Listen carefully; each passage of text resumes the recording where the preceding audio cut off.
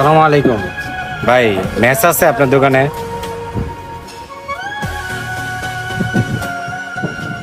জি হুজুর আছে।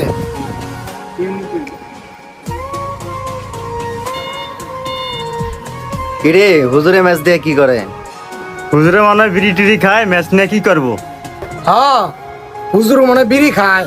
এমনি তো আমরা আব্বা আম্মার কাছে বদনাম কইরা নিজে মনে বিড়ি খায়। এটার একটা ব্যবস্থা করতে হবে আজকে। হ আই যাই যাই দেখি কি করে। ল যাই দেখি কি করে। আসসালামু আলাইকুম হুজুর, কই যান? ওয়ালাইকুম আসসালাম। তো ওইদিকে যাইতাছি। কইছিলাম হুজুর ম্যাচ আছে লগে, ম্যাচ তো আছেই, ম্যাচ দিয়া কি করবে? একটা সিগারেট ধরাইতাম। সিগারেট ধরানোর লাগিয়া ম্যাচ দেওয়ান যাইত। তাহলে হুজুর ম্যাচ দিয়ে কি করেন?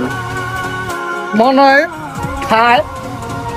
আরে কে কয় গোপনে, কে কয় অফেনে। আরে না, আপনারা আমারে ভুল বুঝতাছে। আমি ম্যাচ দিয়া বিড়ি খাওয়ার লাগিয়া ম্যাচ আনছি না দোকান থেকে। কি করবি না মানে ম্যাচ দিয়া? পাপের ভয়ে। পাপের ভয়ে? হ, পাপের ভয়ে।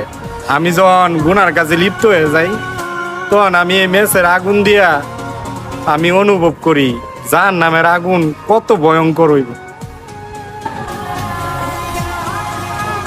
এই ম্যাচের আগুনেই সহ্য করতে পারি না।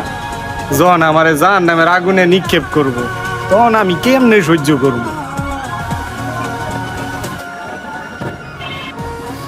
আপনারা তো না জান না বুঝছে আমার মিথ্যা অপবাদ দিতেছেন।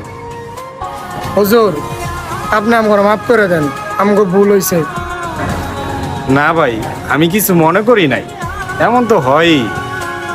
তাই আপনার কই জাহান্নামের ভয় করেন।